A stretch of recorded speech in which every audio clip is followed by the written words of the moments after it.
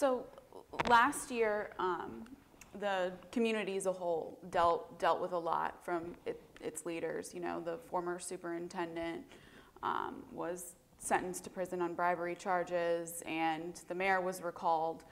How did that affect the community, and what were you thinking at the time, and how would you rate the community now? How have you guys recovered or not from those issues, Ms. Parmer?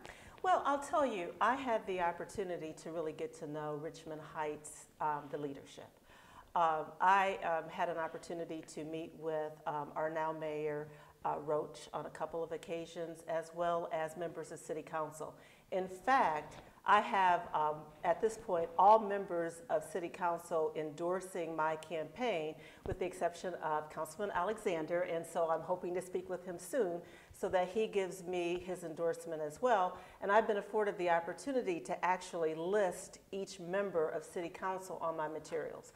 So I will say that I think that our City Council members are very committed individuals. I think that they really have the best interest of the community at heart, as well as our current mayor. And with that being said, I see them as a cohesive group, and I did observe them, you know, once the entire group was organized with the seat being filled for Ward 2, they work well together, and that's great. And so, you know, there is a vision for the city as far as the leadership is concerned. You can even look at the most recent issue of our community publication, and it's just filled with different, you know, initiatives and opportunities in the community. So I think that we're seeing an organized group that are on the same page, moving together in the same way, and that's always great. And you say this despite the fact that you weren't awarded the appointment that council chose to appoint Jeremy Cumin instead. Well, it wasn't Jeremy, it was actually Franklin Teen. Oh, I'm sorry. That was appointed to Ward 2. Jeremy was appointed later in the year. Yes, that's right. He replaced, Council Chair Eloise Henry. Right. But I'll tell you something, you know, quite frankly, the night that the decision was made to not appoint me to the seat, I stood and I spoke that night, and I think, Sarah, you were there at that time, and I really talked about the fact that I felt, and I still feel, that I am a great candidate for a council seat, quite frankly. But the council followed the charter in that the mayor at the time had the opportunity to make a couple of appointments, and they did not vote those appointments in, me being one of them, but my credentials are stellar. You know, in terms of 20 plus years of executive experience, I'm a strategic planner for a statewide organization that has, you know, a $17 million budget. I am a master at raising funds through grants. I brought everything that any council member could want to have sitting in a seat like that. So I can't speak to what was in the minds of the people at the time that I wasn't appointed, but what I will say is I've made the deliberate decision to live in Richmond Heights. I love Richmond Heights. You know, and even with the decision being made to not appoint me to that seat, I stand in a place where I will support them. I even told Franklin Teen the night that he was appointed instead of me, if Frank ever needed me for anything, I was a phone call away. And you know what? He's endorsed my candidacy. It doesn't get better than that. Okay, and can you address the schools? I also asked about Superintendent Robert Moore, and how have the schools, do you believe that they're recovering from that leadership change, and what were your thoughts at the time? What do you think led to that kind of situation? Well, I can't speak to what happened in the past, but what I can speak to is our here and now. And, you know, as I've mentioned, I think Dr. Willis is outstanding. I think she's bright. I think she's committed. I think she has all the right stuff to lead our school district into a very positive place.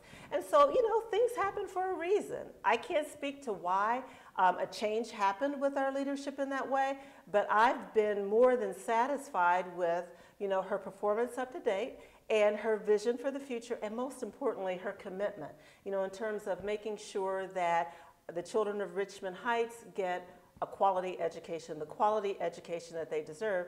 Again, you know, my platform is great schools equal great communities, and I do think that she is the leader that can move us to that place. Okay, thank you. Ms. Lowe, how were you feeling at the time of those leadership problems last year with former Mayor Hedden and former Superintendent Moore. Well, so, you know, I had to, again, kind of relate back to what I said earlier. I had to take a step back to decide whether or not I wanted to be involved in let's call it what it is, in the politics of the city. You know, sometimes it's easier just to attend and support and not really lend a voice or skills or resources to the growth of any type of community, whether it's the actual community or the school community. But I'll tell you what, the reason I'm glad that I decided to go forward because I think that there is turnaround happening. I think that the students in the community are finally kind of settling in. We're a resilient community. We've been through a lot of tough stuff, but we still walk around and smile. I'll tell you a story that was relayed to me on the opening of the schools.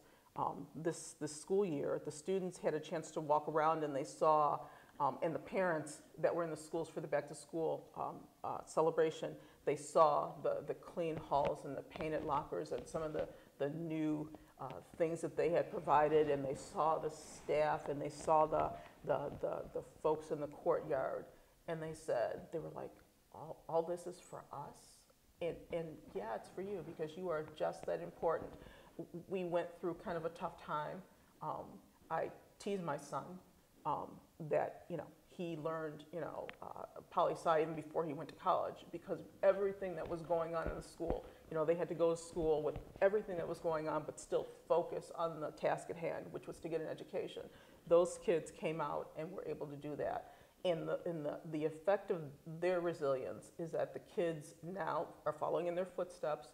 They're buckling down, getting their education, and with the new supports that we're giving them, I think the community is slowly coming back around. It was a rough road.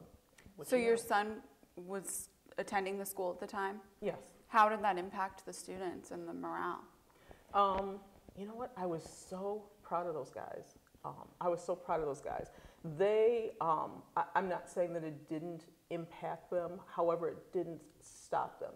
They still went on and continued with their education. They were still National Honor Society students. They were still four-year lettermen. My son's a four-year letterman. They are still college students or continuing on in their career. They go back and talk about that as experiences that they had in the school. And for them, it's not necessarily a negative experience. It's an experience in life. Okay. So, did you want to take a minute for follow-up? I don't have anything further. Okay. What about you?